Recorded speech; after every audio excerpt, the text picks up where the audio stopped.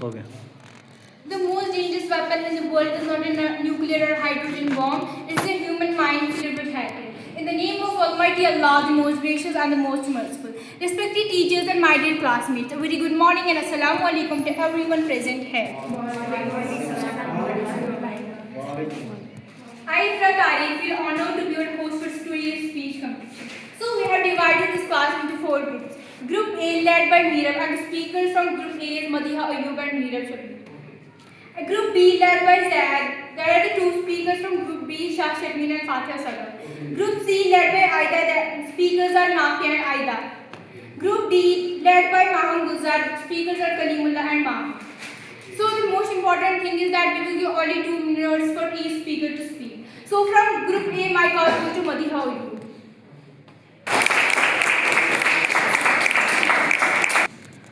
Close your eyes for a moment and imagine a world where the sound you wake up to is not an alarm clock but explosions. Good afternoon, everyone. Have you ever wondered why conflicts happen in our world? Today I will talk about this. Every war begins long before the first shot is fired.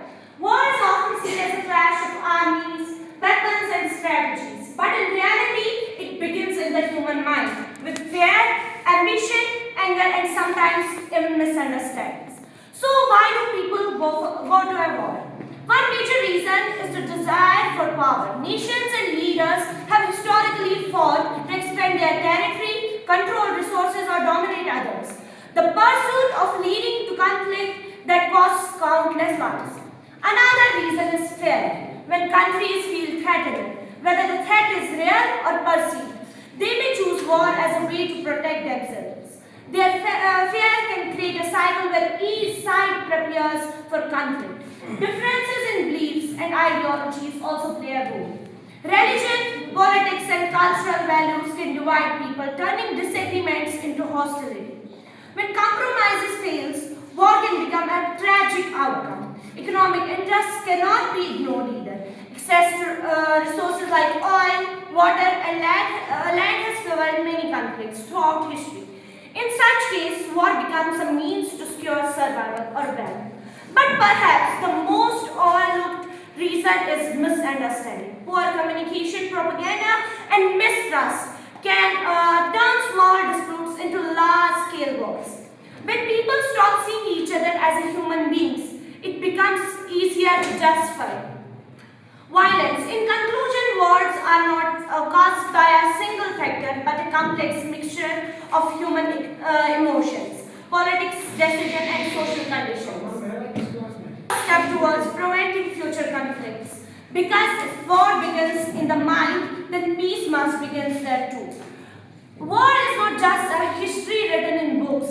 It's a child crying for parents who will never return. A mother waiting for a son who is already gone. A sky filled not with stars but with smoke. Thank you so much. Now my call goes to Meerab Shabir. I request Meerab to come forward. Good afternoon, respected teacher, respected judge, and my dear opponents. This is I, Sheikh Meerab Shabir, and today I'm here to give a fabulous speech on why do people go to wars. Ladies and gentlemen, before I begin, I want you to imagine something simple. A quiet home, a shared meal, laughter echoing in a place where people feel safe. Now imagine that simple place reduced to silence, to rubble, to memory. This is not a distant story, this is what war does. And so today we ask a question that humanity has struggled with for centuries. Why do people go to war? Not because we are born to hate, not because violence is written in our destiny. People go to war because somewhere along the way, truth is replaced with fear and fear is sharpened into anger. War does not begin on battlefields, it begins in the minds. It begins in the dangerous simplicity of us versus them. It begins when differences are no longer seen as diversities, but as threats. When pride overweighs compassion and power overshadows humanity. People go to war because of greed for land, for resources, for control. But greed rarely shows its real face. It hides behind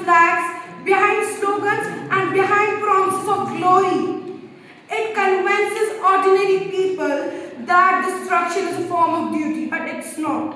People go to war because of fear. Fear of losing control, fear of being replaced, fear of the unknown, and the fear is left unchallenged.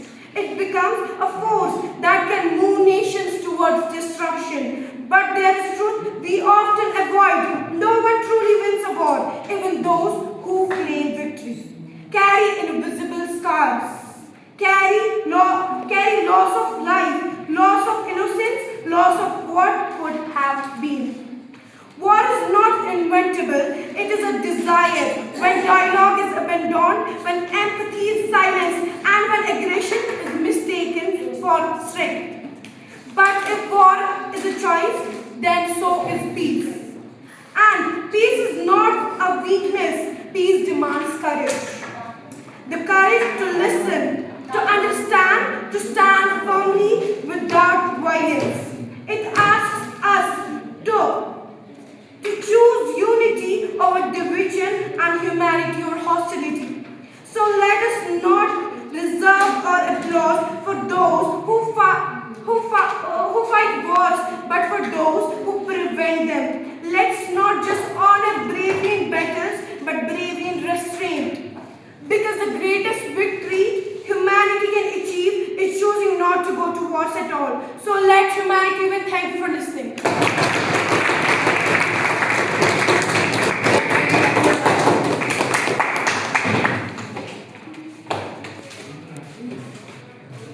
Thank you, Meera. The greatest victory in the world is not winning a war, it's having the power to stop one. Now from Group B, my call goes to Shakshari.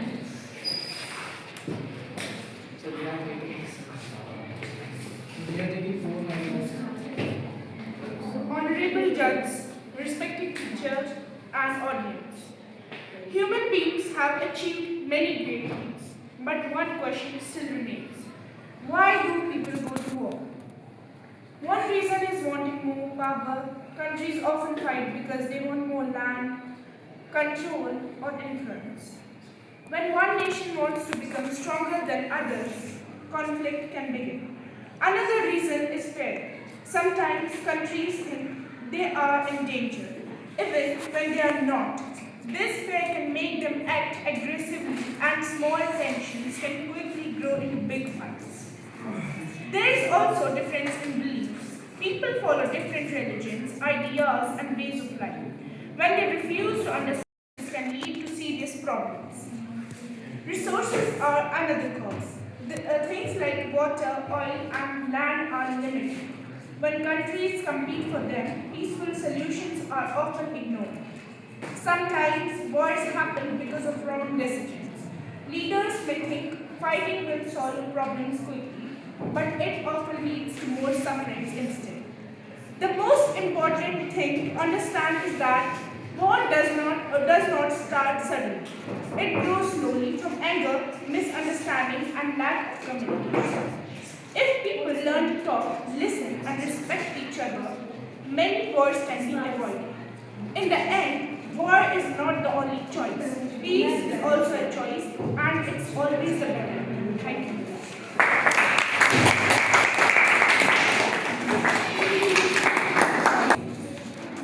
As Mr. Leo just said, we must learn to live together as brothers and sisters. Now my call goes to Father Sadaf.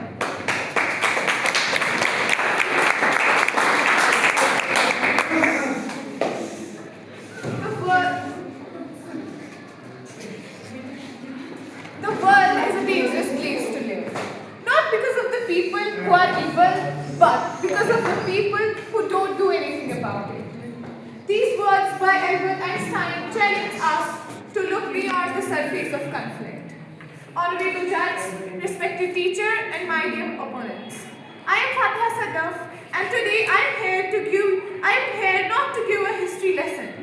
I am here to talk about the darkest mistake of human race. War. Why do people go to war? Why do we fight? We dress it up in a fancy words like glory, patriotism, and justice. But the reality is much uglier. We go to war because someone has something that someone else wants. Whether it's land, oil, or gold. We have turned the earth into a marketplace of blood. As the saying goes, older men declare war, but it's the youth who must fight and die. We are the past in a game played by people who will never step foot in a battlefield. We fight because it's easier to hate a stranger than to understand him. We build walls of prejudice and then wonder why are we trapped. We live in an age of incredible technology, yet our hearts are still stuck in Stone Age. We have split the atoms, but we have not energy wells. If we don't end war, war will end us. Every bullet fired is a theft for those who are hungry. Every textbook in school that was never opened. We aren't just killing enemies. We are killing our own potential. We are the leaders of tomorrow. If we don't learn to settle our differences with our minds in a sea of fists, we are doomed to respect the failure of the past. Thank you.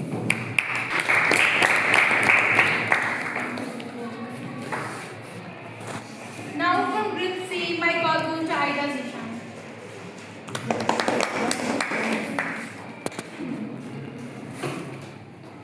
My teacher, distinguished judges, and my dear classmates, Assalamu alaikum and good afternoon.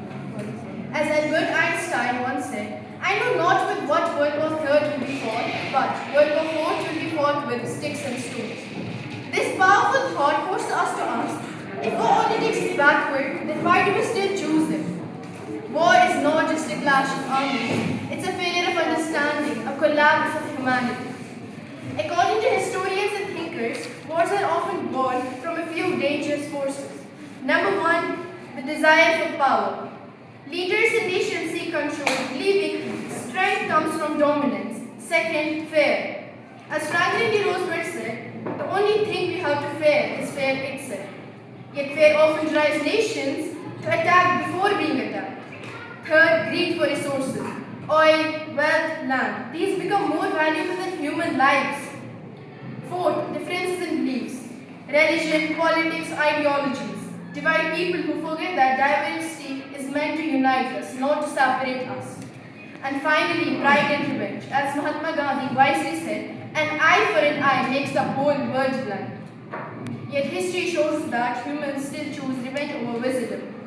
But let us reflect deeply. War may begin with reasons, but it always ends with regret.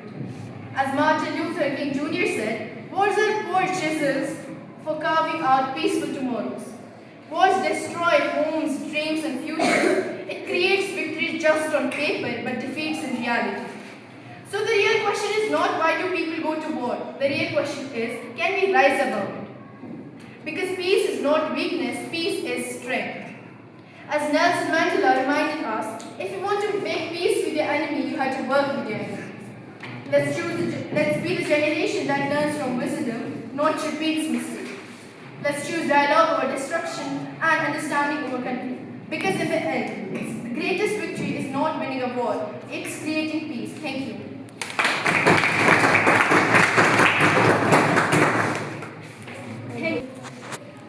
War doesn't prove strength, it proves failure.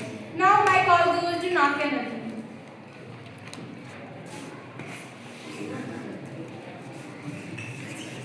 Wars are not accidents. They are choices made when humanity fails to choose peace. Assalamu alaikum warahmatullahi. Respected judges, honorable teacher, and my dear friends. Imagine, no soldier is born hating another country. No child grows dreaming of destruction. And yet, wars happen. And yet, wars happen. Again and again. So what changed? What pushed ordinary people and entire nations towards something so devastating? The answer just not lies in a single reason, but in a dangerous combination. First, there is competition. The world has limited resources: land, water, oil, influence. When countries fail, there isn't enough to go around. Cooperation quietly exists as well, and conflict takes a seat. War becoming the eyes a show shortcut for security and dominance. Second, there is manipulation.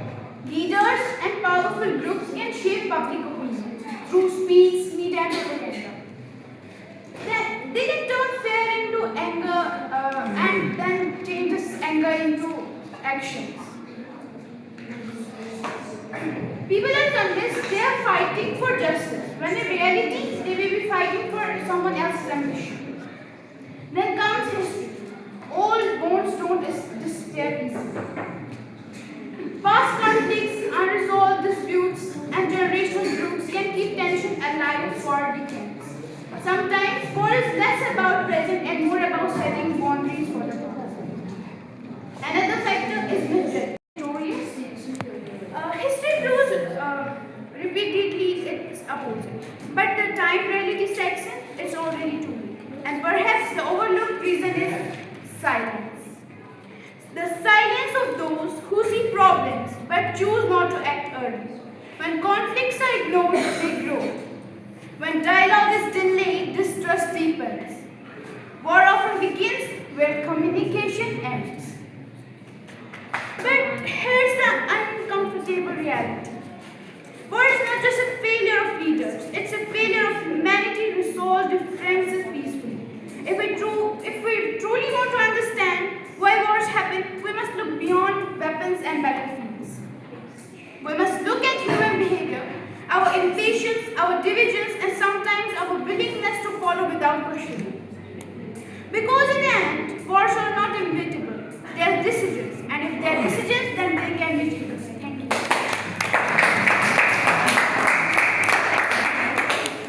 Thank you, Mafia.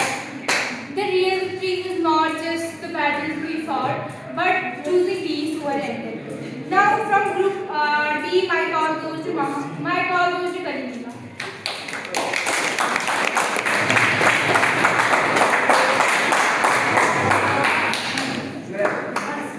Imagine a world without war, no cries of mothers, no shattered homes, no fear in the hearts of children. Respected guests, honorable teachers, and my dear friends, a very warm good afternoon to one and all present here. Today I stand before you not just to speak, but to question humanity itself. Why in a world capable of love do we still choose war?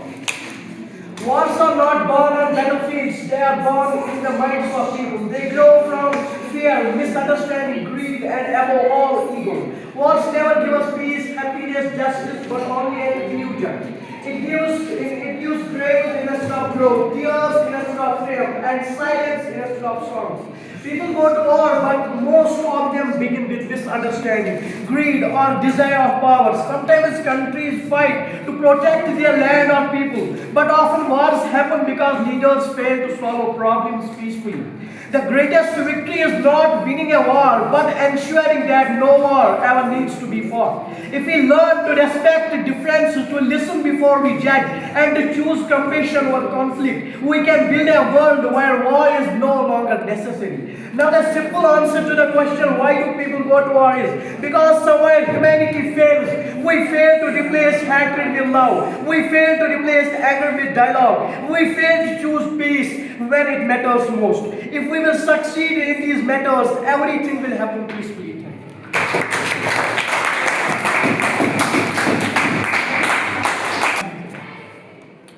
People go to war because of arrogance, because of ego, because one person's pride becomes a nation's pain.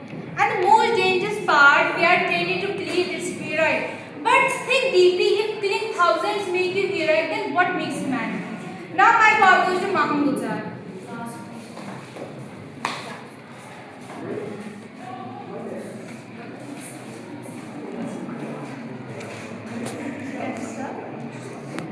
To the minds that see truth and the hearts that still beat in peace, we await the thought to be. War is not born on battlefields, it begins in human minds. When power becomes greater than peace and ego louder than empathy, conflict takes its first step. People go to war for pride, fear, and misunderstanding. When they stop listening and start assuming. But the hardest truth is, in every war, humanity loses the most. Behind every victory are silent stories of pain. Additionally, leaders, personal ambition or desire for dominance can push countries into war. World War is usually not caused by a single reason, but a combination of multiple factors. Because a war to stop war doesn't only die in the hands of leaders, it lies in the hearts of people like us. Yet war is a choice and so is peace. So let's not just wonder why wars begin, let's become the reason they end.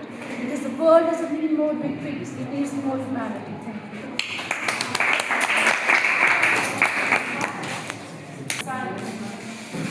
War doesn't ask who is right, it only shows who survives.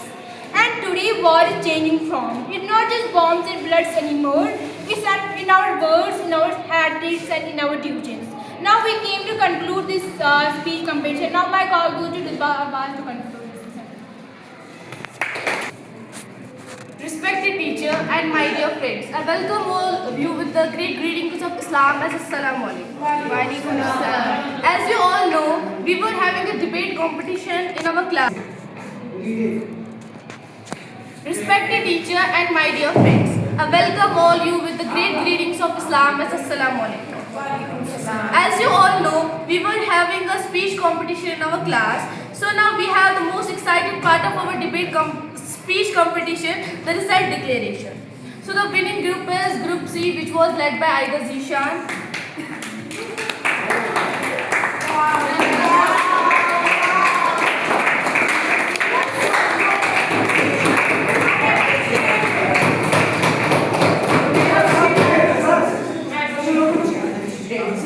And the best speaker of this speech competition is Meerab Shabir.